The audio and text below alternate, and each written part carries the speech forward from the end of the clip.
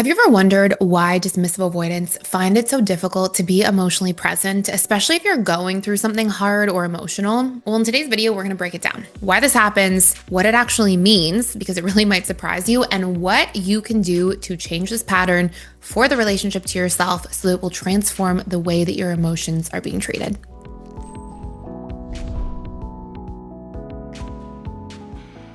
First and foremost, sometimes after a dismissive avoidant has done something that accidentally hurt a partner or loved one, they may really deflect. And this can look like you bringing to their attention, hey, this experience hurt me or that hurt my feelings. And they may make a joke.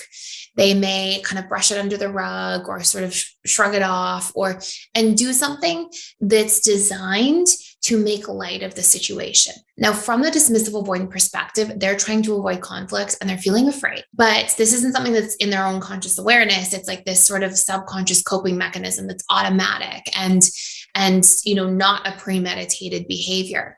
But on the receiving end, when you go to somebody with something important and they deflect it or shrug it off, it can feel really hurtful and rejecting. And so this is something really important to pay attention to. And again, at the end of this video, I'll tell you about what to do if you're seeing any of these patterns here that we'll cover. Pattern number 2 that a dismissive avoidant might do is avoid the situation altogether.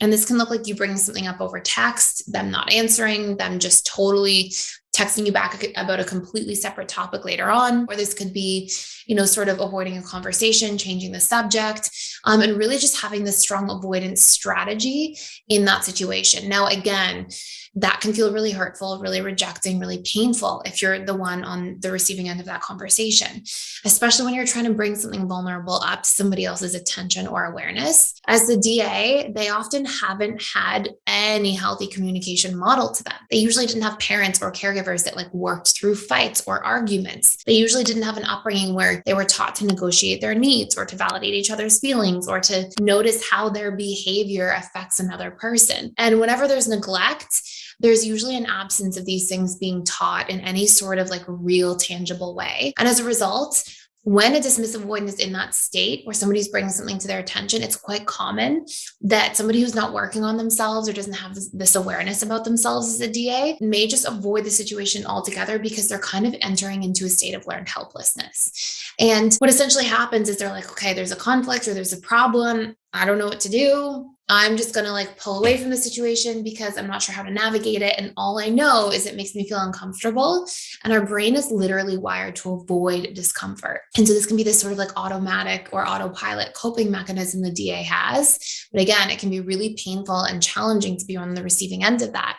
Because when you go to somebody and you want to open your heart and share something personal or vulnerable or let somebody know hey, I would love for you to see how this situation affects me so we could stop it. It feels like you're kind of helpless in the situation to move the needle, to see any positive changes, to work through something. It can feel really disempowering to the depth of connection of the relationship.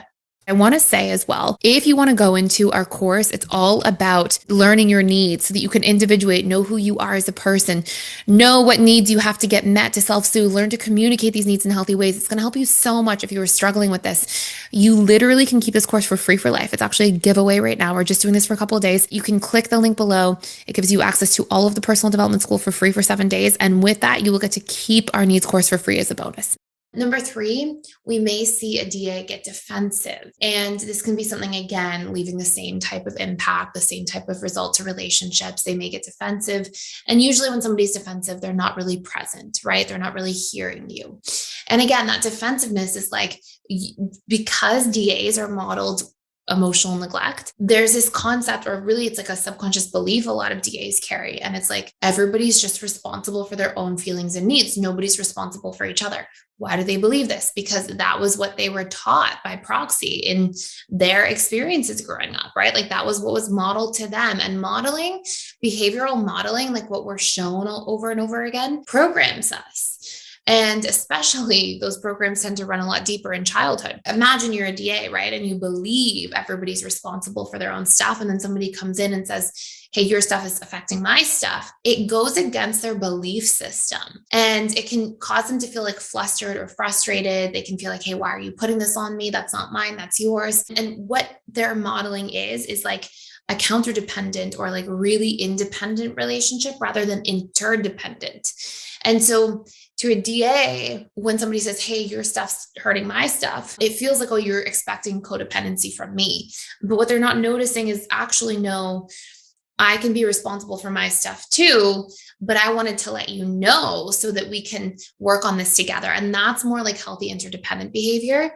But often DAs are more on this end of the continuum, and they have to have the knowledge and the learning to be able to understand this so that they can move into interdependent waters. And part of that as well is also reprogramming the belief that says everybody's just out for themselves.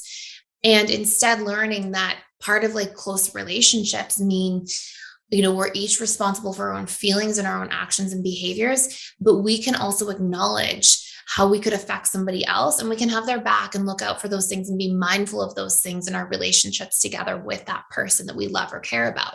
And that's part of like what creates that interdependency long term. Another big one is we will see dismissive avoidants stonewall or ice somebody out when they're in a dynamic where they feel like somebody's bringing something to their awareness. They can feel like, okay, nope, you're making this mine. And they can literally like pull back altogether. They can sort of like shun somebody a little bit. They can shut down completely. Now, a lot of people on the receiving end of that will feel like that's purposeful and it's like a punishing technique.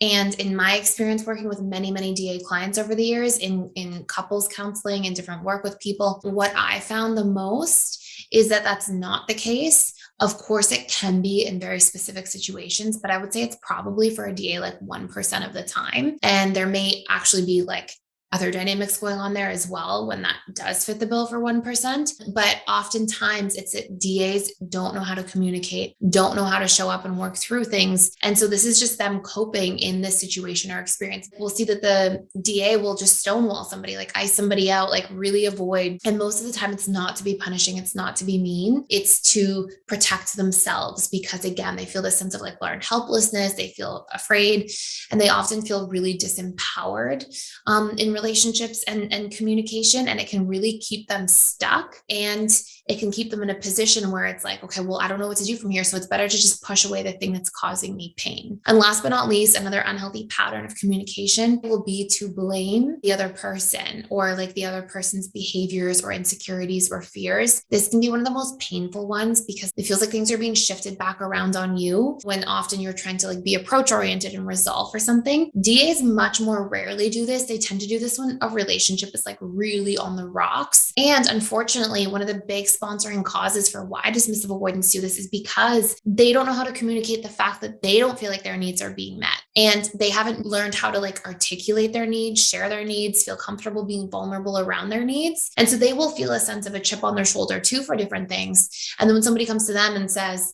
hey, this is what's going on for me, rather than them being like, hey, I also feel like I don't have needs met. I also feel like I have things that are going on for me. They don't even necessarily consciously realize that. And so the way they acknowledge the problem in the relationship, the problem in the relationship will be to sort of put the onus back on the other person as well. And it can just feel like you're at such a standstill in that case or situation. So if you are a DA, and you listen to this, I hope that this helped you really uncover like maybe what's going on for you beneath the surface if any of these patterns of behavior come up. I also hope you can have compassion to yourself in understanding that like you didn't really get good modeling growing up. You didn't really get a lot of healthy behaviors shown to you. So no wonder you feel stuck or helpless or have unhealthy coping mechanisms. But I also hope you can see with compassion to yourself how your behaviors can really affect other people and feel bad, especially when in healthy interdependent relationships, people are naturally hoping to have this like collaboration in looking out for each other and taking care of each other's feelings and needs. And also, if you're on the receiving end of this as the partner of a DA, something that's so important to be able to do is to ask this person, to tell the dismissive avoidant, hey, I am not trying to make you feel bad. I'm not trying to give you a hard time. I'm trying to share with you something about me and an experience that I'm having so that we can work through this together. And if you position it that way, and then the very next step that you take is to healthily communicate your needs in the positive, as opposed to in criticism, it's so much more likely to be better received by a DA. So like if you need the DA to take a turn doing chores, don't say you never do the chores. I feel really frustrated about it, say, I would love for you to do the laundry on Tuesdays and Thursdays. Like give something really specific, give an expression of a need and a positive, let them know you come in peace. I'm not here to cause a problem. I'm here to share with you something that's important to me that will help me feel understood and seen. And at the end of that conversation, turn around and encourage the dismissive avoidant to do the same. Say, hey, if you have a need from me, I want to know and I want to understand about it too. And I know that's how we are going to have each other's back and grow together in our relationship. But we both need to have that open chain of communication or line of communication with one another. So I hope this makes a lot of sense. This is also a great video to share with a loved one if you're struggling with any of these challenges, to show to them. Maybe this will help them sort of see things through a different lens. That is it for today. Please subscribe to this channel if you're getting a lot of value from being here. I would really appreciate it.